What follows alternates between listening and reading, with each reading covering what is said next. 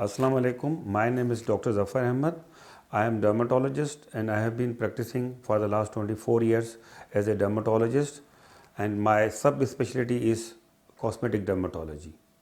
And my center's name is Deep Ocean Dermatology, which is situated in Clifton, Karachi. Yes, I am agree.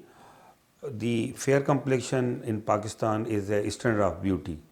और मैं समझता हूँ कि इसमें मीडिया का बड़ा रोल है। और जो इन पाकिस्तान में अगर हम देखें या ओवरऑल द वर्ल्ड देखें कि फेयर कॉम्प्लेक्शन की जो बेस्ट ट्रीटमेंट है वो है विटामिन सी और ग्लूटाथियोन, जो इंजेक्शन आजकल मार्केट में अवेलेबल हैं और जो लगाए जाते हैं वीकली बेसिस पे या ट्वाइस ए वीक में, जिससे आपका स्किन, आपकी कलर, आपका कॉम्प्लेक्शन काफ़ी बेहतर हो जाता है।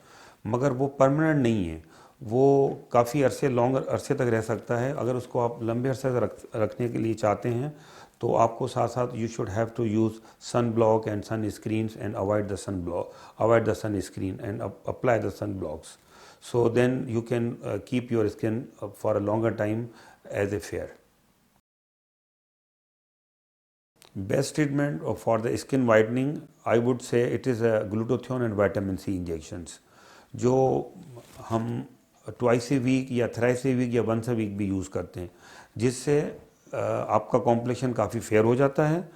उसकी वजह यह है कि हमारी बॉडी में कुछ सेल्स होते हैं, मेलेनोसाइट सेल्स, जिनसे वो मेलानिन की पिगमेंटेशन को विटामिन सी और ग्लूटाथियोन कम करती है, और जिसकी वजह से आपका कॉम्प्लेक्शन काफ़ी फेयर हो जाता है और जो एक लंबे अरसे तक रह सकता है। अभी तक वाइटनिंग इंजेक्शंस के ग्लूटाथियोन के कोई साइड इफ़ेक्ट्स इस वक्त तक कोई रिपोर्ट हुए नहीं हैं, मगर चूंकि अगर ग्लूटाथियोन लॉन्ग रन में हम अगर उसको यूज़ करेंगे काफ़ी लंबे अरसे तक, तो बॉडी की जिंक लेवल कम हो सकती है। मगर उसको बेहतर करने के लिए आपको जिंक का भी इस्तेमाल करना पड़ेगा। और इसलिए, और दूसरी ये बात है कि जिनको दमे का या अस्थमा का कोई प्रॉब्लम हो तो उनको कोशिश करके पहले अपना इंजेक्शन टेस्ट, अपनी बॉडी टेस्ट करवाएं, अपनी स्किन टेस्ट करवाएं और किसी भी अच्छे डर्माटोलॉजिस्ट से रब्ता करके फिर इंजेक्शंस लगवाएं। आई वुड से नो,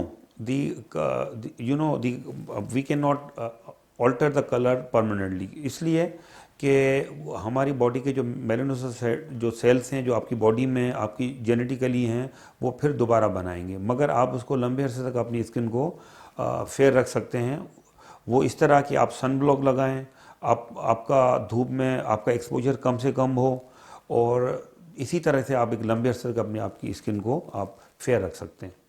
जो होम रेमेडीज़ हैं, मैं समझता हूँ कि वो किसी भी तरीके से आपके कलर को बेहतर नहीं रख सकती, मगर वो क्योंकि कुछ क्रीम्स, कुछ इस तरह के हर्बल्स आते हैं जिससे आपकी स्किन को कुछ दिनों के लिए कुछ मुमकिन है कि शाइनिंग मिल सके, मगर वो देखा जाएगा कि उसमें कोई स्टीरॉइड्स क्रीम तो नहीं मिली हुई, तो जिससे फिर आपके स्किन में साइड इफ़ेक्ट्स भी हो सकते हैं। और लंबे अरसे तक इसमें आजकल कुछ हर्बल क्रीम्स में स्टीरॉइड्स मिलाए जाते हैं, तो जिससे स्किन कैंसर के भी खतरात हैं।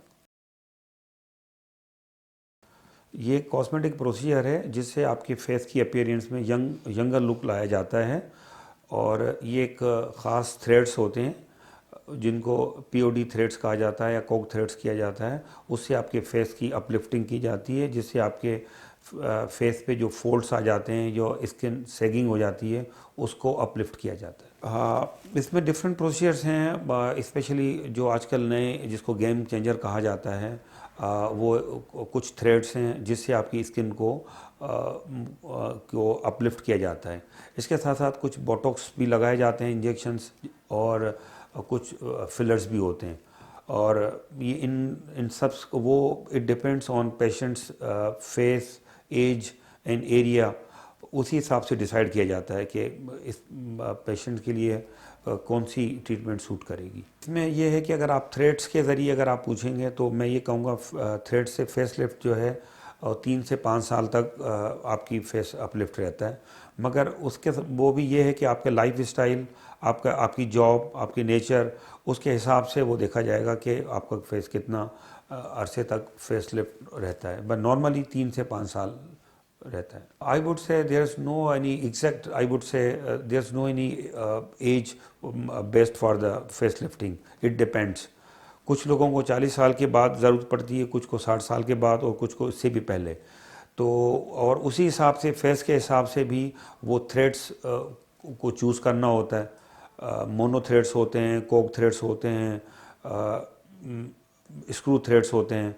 जो एक छोटा सा प्रोसीजर है वो 20 से 25 मिनट का, जिससे आपको देन एंड देयर आपकी फेस, आपको खुद ही आपकी लगेगा कि आपका फेस अपलिफ्ट हो गया है, और वो 6 महीने तक वो और ज़्यादा इम्प्रूव होता रहेगा, क्योंकि वो जो थ्रेड्स होते हैं आपकी कोलेजन में, स्किन में एब्जॉर्ब होकर जज्ब हो जाते हैं, वो that would be a part of your skin.